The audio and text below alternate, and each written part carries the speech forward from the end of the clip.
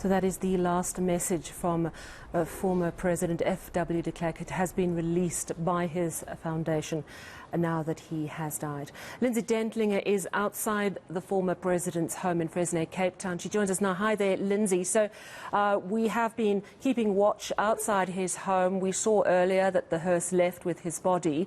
Have there been a lot of visitors, a lot of people coming in and out? What's the scene like?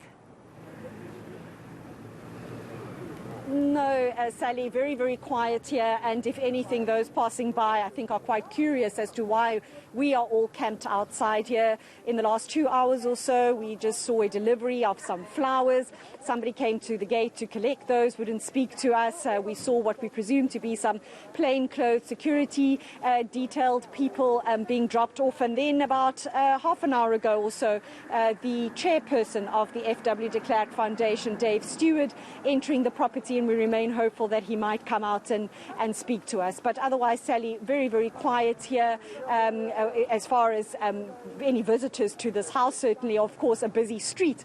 And as I say, many neighbours and passers-by quite curious as to what might be going on here, that they see us here, but certainly no family or friends that we've seen enter this property.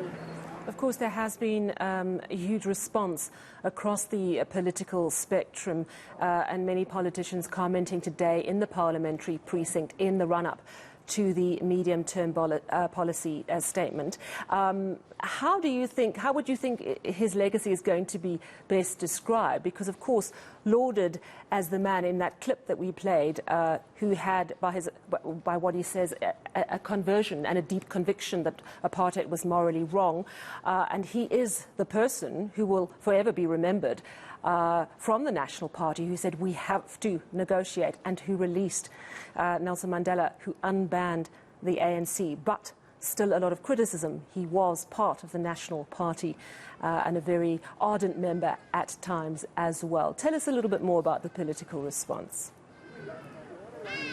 Well, Sally, the news of his passing was breaking at Parliament around midday today as the Finance Minister was addressing the media in a closed-door press conference. News started to filter through that the former president had died. But as you say there, Sally, fellow Nobel Peace laureates, the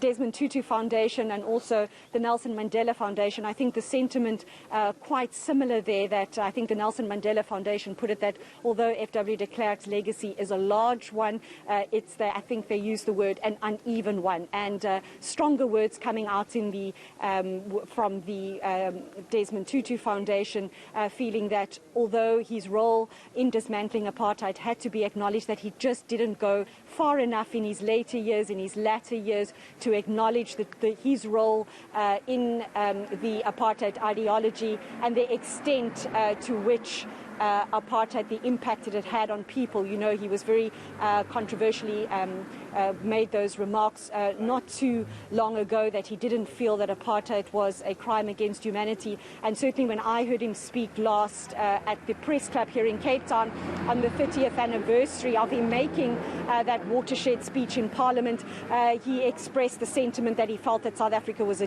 deeply divided society, that it was deeply racially divided, and so some controversial statements he left there as well.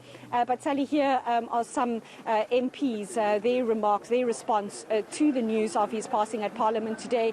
UDM leader Bonta Halamisa and the Freedom Front Plus leader Peter Groenewald speaking to my colleagues at Parliament today upon hearing the news of FW de Klerk's passing.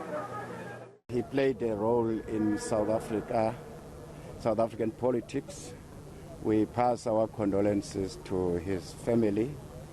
We remember him for having been part of a team which saved South Africa from bloodbath after he showed willingness to engage his opponents, notwithstanding the fact that that willingness was occasioned by international pressure on sanctions and so on.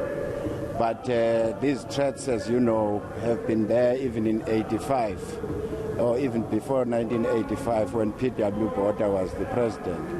But he had a stiff neck and he said, no, is not going to change.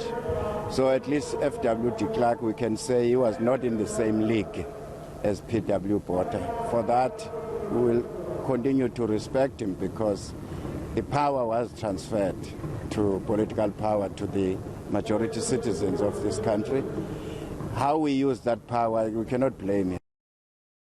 Mr. FW de Klerk was a controversial politician.